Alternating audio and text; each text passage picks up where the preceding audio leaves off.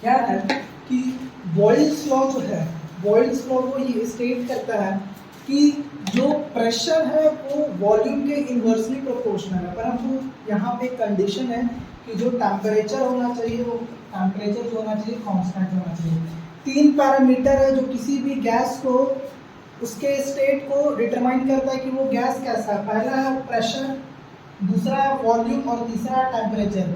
ये तीनों चीज पता चल जाए तो हम लोग किसी भी गैस के बारे में क्या कर सकते हैं, पता कर सकते हैं। ठीक है, तो अगर हम इसको कांस्टेंट कर दें, अगर हम टेम्परेचर को कांस्टेंट कर दें, प्रेशर और वॉल्यूम के बीच में क्या रिलेशन है, यही स्टेट करता है कौन, बॉयल्स लॉ स्टेट करता है। देखो अब हम लोग एक्सपेरिमेंट करने जा रहे हैं जिससे हमें पता चलेगा कि प्रेशर और वॉल्यूम का कैसे रिलेशन है। अब हम लोग इस एक्सपेरिमेंट में क्या है कि ये एक सिरिंज लिए हैं, सिरिंज जो डॉक्टर लोग के पास होता है, ठीक है, हाँ इंजेक्शन, ठीक है, और उसमें हम लोग ड्राई एयर लिए हैं और उसके सिरिंज के ऊपर, जैसे मान ले रहे हैं ये सिरिंज है, सिरिंज के ऊपर हमको क्या रखना है, ऊपर कुछ वेट रखना है। तो उस वेट रखने की वजह से वो सिरिंज क्या होगा, वो अंदर चला जाएगा, पूरा पूरा अंदर चला जाएगा और धीरे धीरे हमको वेट को रिमूव करना है। धीरे धीरे हमको क्या करना है, वेट को रिमूव करना है। जब हम वेट को रिमूव करेंगे तो हमको ये पता चलेगा कि जैसे जैसे हम वेट को रिमूव कर रहे हैं तो वैसे वैसे सिरिंज अपने आप ऊपर आते जा रहा है। तो ऐसा क्यों हो रहा है, जैसे कि मान ले रहे हैं कि ये ऐसा सिरिंज रहा होगा, अभी इतना दूर है, अगर हम वेट को रिमूव किए, जैसे एक वेट को रिमूव किए तो ये थोड़ा सा ऊपर आया, दो वेट को रिमूव किए तो ये थोड़ा सा ऊपर आया। इससे हमको ये पता चल रहा है कि वेट के रिमूवल से उसका क्या डिक्रीज होगा, by the removal of weight, by the removal of weight क्या डिक्रीज होगा जी, प्रेशर डिक्रीज होगा, प्रेशर विल डिक्रीज। तो जब प्रेशर डिक्रीज हो रहा है तो हमको दिख रहा है कि ये ऊपर जा रहा है, ऊपर जा रहा है मतलब कि यहाँ पे ज्यादा गैप बन रहा है, ज्यादा जगह बन रहा है मतलब कि वॉल्यूम इंक्रीजेस, वॉल्यूम इंक्रीजेस। तो ये वही चीज लिखा हुआ है कि on increasing the pressure volume decreases. हम लोग जैसे जैसे उसको वेट देते गए, प्रेशर बढ़ते गया, वो अंदर चला, वो जो स्विच था वो अंदर चला गया और जो वॉल्यूम था एयर का उसके अंदर वो डिक्रीज होता चला गया। पर उसके अपोजिट जब हम वेट को रिमूव किए तो वो ऊपर आया, ऊपर आया इसका मीन्स कि उसके अंदर जो एयर था वो ज़्यादा स्पेस को ऑक्यूपाइड किया, ज़्यादा स्पेस को ऑक्यूपाइड किया मतलब कि उसका जो वॉल्यूम था वो बढ़ गया। तो इसका मतलब साफ है कि जो प्रेशर है और जो वॉल्यूम है एक दूसरे के इन्वर्सली प्रोपोर्शनल है। कहने का मतलब ये है कि अगर एक चीज बढ़ेगा तो दूसरा घटेगा, प्रेशर बढ़ेगा तो वॉल्यूम घटेगा, वॉल्यूम घटेगा तो प्रेशर बढ़ेगा, वो एक दूसरे के इन्वर्सली प्रोपोर्शनल। ये लिखा हुआ increasing the pressure volume decreases और decreasing the pressure volume increases, एकदम एक दूसरे के जस्ट अपोजिट है। तो उसी को जो एक लॉ के फॉर्म में, वो लॉ के फॉर्म में है, उसको हम लोग बोलते हैं बॉयल्स लॉ। बॉयल्स लॉ जो है वो क्या स्टेट करता है कि जो वॉल्यूम है किसी भी गैस का वो इन्वर्सली प्रोपोर्शनल है उसके प्रेशर के। कंडीशन हमको क्या रखना है, कंडीशन हमको टेम्परेचर को हमेशा कांस्टेंट रखना है। तो volume is inversely proportional to 1/p, that means यहाँ पे कोई भी कांस्टेंट क्वांटिटी k आ गया तो pv is equal to k, that means pv is equal to constant. अब इसका हम लोग ग्राफिकल रिप्रेजेंटेशन कैसे करेंगे, अब हमको पता है कि जब वॉल्यूम सबसे ज्यादा है तो प्रेशर सबसे कम है, जैसे जैसे प्रेशर बढ़ते जाएगा वैसे वैसे वॉल्यूम घटता जाएगा। अब पर यहाँ पे जो ग्राफ में यहाँ पे जो चेंज है वो चेंज ये है कि जो वॉल्यूम है वो ऐसे ऐसे लिख रहा है ना, volume is equal to k/p। अब देखो अगर हम लोग वॉल्यूम को अगर y मान लें, 1/p को, 1/p को अगर हम x मान लें, 1/p को अगर x मान लें तो यहाँ हम लोग kx लिख सकते हैं। मतलब कि साफ हो गया कि ये लीनियर रिलेशन है, y बढ़ेगा तो x बढ़ेगा, x बढ़ेगा तो y भी बढ़ेगा। दैट मींस कि वो जो 1/p है वो b के डायरेक्टली प्रोपोर्शनल हो जाएगा, तो उस टाइम वो जो ग्राफ बनेगा वो सीधा ग्राफ बनेगा। तो कहने की बात यही है कि जो बॉयल्स लॉ स्टेट करता है कि जो pressure of a dry gas है वो inversely proportional to its volume है। कंडीशन क्या होना चाहिए, जो टेम्परेचर होना चाहिए वो कांस्टेंट होना चाहिए। ये हर एक गैस पे ओबे करता है, ठीक है। टर्म्स ऑफ मॉलिक्यूलर मोशन हम लोग कैसे बॉयल्स लॉ को मॉलिक्यूलर मोशन में समझते हैं। देखो क्या है कि मान ले रहे हैं कि हमारे पास कोई एयर गैस है, कोई ड्राई गैस है मान ले रहे हैं, ठीक है। उसको किसी पिस्टन के अंदर रखा गया है। अब हम लोग क्या किए, मान ले रहे हैं कि इसका वॉल्यूम था V। अब हम लोग इसको क्या कर रहे हैं कि इस ड्राई गैस को हम लोग आधा से वॉल्यूम से डिक्रीज कर रहे हैं। अब वो यहाँ पे आ गया। अगर हम इसको इतना दूर डिक्रीज कर दिए तो क्या सेम गैस कंप्रेस होकर यहाँ तक आएगा या नहीं आएगा? आएगा ना। जब सेम गैस यहाँ तक कंप्रेस होकर के आएगा तो अब खुद समझो कि अगर मान ले रहे हैं कि इतना दूर के एरिया में अगर मान ले रहे हैं 10 लोग खड़े हैं, 10 पर्सन खड़े हैं, अब उसी को हम लोग इतना एरिया में कर देंगे 10% को, तो अब क्या होगा, इस केस में कंजेशन जो होगा, इस केस में जो अफरा तफरी होगा वो ज्यादा होगा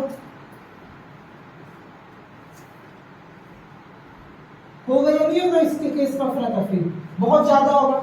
अब उसी तरीके से यहाँ पे जो गैस मॉलिक्यूल था वो इधर उधर मूव कर रहा था, वो प्रेशर लगा रहा था कुछ। अब क्या किया गया कि अब उस सारे गैस मॉलिक्यूल को एकदम कॉम्पैक्ट कर दिया गया है, तो अब वो जो प्रेशर लगाएगा वो क्या लगाएगा? ज्यादा लगाएगा। अब वो प्रेशर जो होगा वो ज्यादा लगाएगा। तो इस केस का जो प्रेशर होगा हमको साफ दिख रहा है, जो प्रेशर 2 होगा will be greater than pressure 1 होगा, जबकि जो वॉल्यूम 1 होगा वो वॉल्यूम 2 से बड़ा होगा। मतलब तुमको दिख रहा है कि जैसे ही हम वॉल्यूम को कम कर दिए तो गैस के पास जो मूवमेंट का स्पेस था वो कम हो गया और उसका जो वो वॉल्स पे जो प्रेशर लगा रहा था वो ज़्यादा हो गया। तो इससे हमको साफ पता चलता है कि जब हम वॉल्यूम को डिक्रीज कराते हैं तो हमारा प्रेशर भी इंक्रीज करता है। This is the explanation of Boyle's law on the molecular motion. तो हम लोग यहाँ पे देखें कि if a gas kept in a vessel or container or piston, kept in a vessel, if its volume reduced, the molecule has lesser space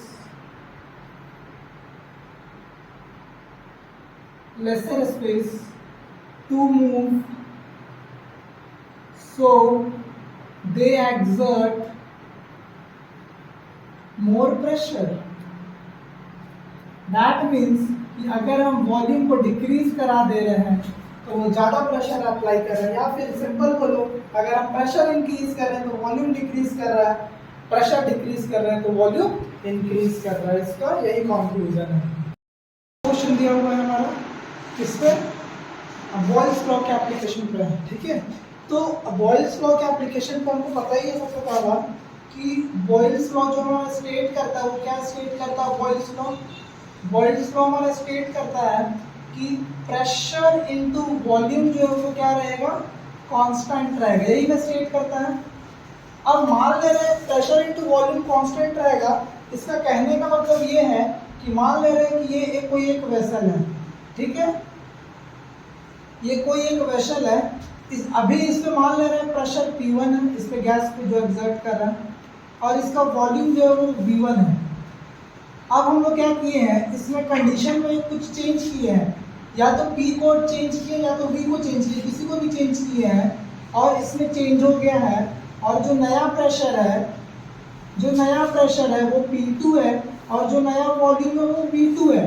तो इस time हम प्रेशर और वॉल्यूम का प्रोडक्ट को क्या लिखेंगे? P1 इंटू V1 लिखेंगे। इस टाइम जो प्रेशर और वॉल्यूम का प्रोडक्ट को लिखेंगे वो क्या लिखेंगे? P2 इंटू V2 लिखेंगे।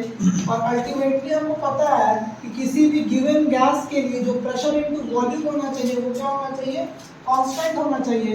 दैट मीन्स कि हम इसको ऐसा लिख सकते हैं P1 V1 is equal to P2 V2। Initial pressure multiplied by initial volume is equal to final pressure multiplied by final volume. अगर हम इसको तीसरी टाइम भी अगर कुछ करके प्रेशर और वॉल्यूम को अगर चेंज करते P3 और V3 करते तो इस केस में वही लिखते हैं is equal to P3 into V3 लिखते हैं ना। अब देखो कंडीशन क्या बोल रहा है कि a gas occupies 800 centimeter cube under 760 mm of Hg। मतलब कि सॉल्यूशन नंबर 1 में क्या करना है, जो प्रेशर 1 दिया हुआ वो कितना दिया हुआ है, 760 mm of Hg दिया हुआ है। वॉल्यूम 1 दिया हुआ है वो कितना दिया हुआ है, it has given that volume occupies 800 centimeter cube। मतलब कि वॉल्यूम हमारा क्या होगा, 800 centimeter cube। और हमसे क्या पूछ रहा है, find out the pressure of the gas will occupy 8 centimetre. मतलब कि वॉल्यूम 2 दिया हुआ है, वॉल्यूम 2 कितना दिया हुआ है, 380 सेंटीमीटर क्यूब। तो हमसे पूछ रहा है कि इस केस में जो प्रेशर होगा वो क्या होगा। हमको पता ही है कि जो इनिशियल प्रोडक्ट होता है प्रेशर इनटू वॉल्यूम का वो बराबर होता है फाइनल प्रोडक्ट के। बस कंडीशन एक होना चाहिए, जो टेम्परेचर होना चाहिए वो कांस्टेंट होना चाहिए, तभी ये कंडीशन अप्लाई होगा। यहाँ साफ लिख रहा है कि टेम्परेचर इज कांस्टेंट, तब हम ये कंडीशन अप्लाई कर सकते हैं। तो फिर हम लोग इसको न्यूमेरिकली इसको सॉल्व करेंगे। Into 800 is equals to P2 into 380। That means pressure 2 is equals to 760 into 800 divided by 380। ये कैंसिल, 2 से जाएगा ये 19 बार में, 2 से जाएगा ये 14 बार में, ये 19 से 4 बार में, तो 4 4 जा 16, 160 mm of Hg। This will be your final answer। गलत है, ओके 1600। अच्छा 1600 mm of Hg will be your final answer। तो एक बहुत ही सिंपल न्यूमेरिकल था on the basis of Boyle's law. ठीक है, एक बार पॉज करना।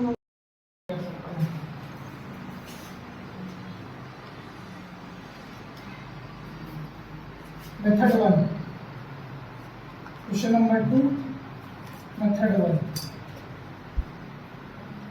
मेथड 1 क्या है, जैसे कि मान ले रहे हैं कि हमारा प्रेशर 1 कितना दिया हुआ है, 600 नहीं, प्रेशर 1 दिया हुआ है 700 mm of Hg। ठीक है, वॉल्यूम 1 कितना दिया हुआ है, 600 सेंटीमीटर क्यूब दिया हुआ है। वॉल्यूम 2 कितना दिया हुआ है कि volume of the gas will be reduced by 20%, अगर मान ले रहे हैं कि 100 में से 20% चला गया तो क्या बोलेंगे, 80%। That means 80% of 600 centimetre cube.